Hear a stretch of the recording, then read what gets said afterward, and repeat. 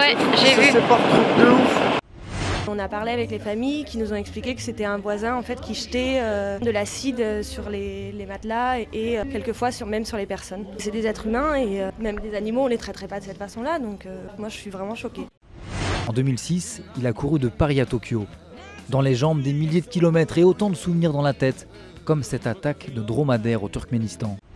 En fait, le toit n'est pas tombé dans le supermarché Carrefour, mais dans la galerie marchande. Il était 17h30, une heure de grande affluence. Et ce jour-là, quand ce tract est arrivé, ce n'est pas à moi qu'on doit le mérite de l'avoir intercepté, parce que moi, j'étais déjà quasiment KO à ce moment-là. Et je vous avoue, j'ai eu le souffle coupé quand je l'ai vu à la télévision revendiquer d'avoir distribué ce tract.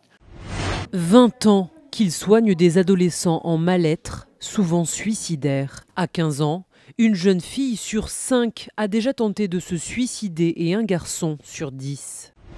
À Krasnaya Poliana, on peut voir des immeubles aux façades rutilantes, mais lorsque l'on avance un peu, eh bien on se rend compte qu'il n'y a rien dans ces immeubles. J'ai pas vraiment d'appréhension sur la sécurité, j'ai l'impression que tout est très bien cadré et bien huilé. Serrer une main et la sentir au toucher, le geste semble anodin.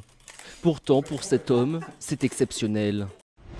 Ce qui est le plus inquiétant en la matière, c'est que, semble-t-il, ceux qui y sont utilisent assez peu, ou en tout cas moins Twitter. Donc ça, c'est vraiment une inquiétude. C'est votre cas également, Emmanuel? Vous consultez moins Twitter?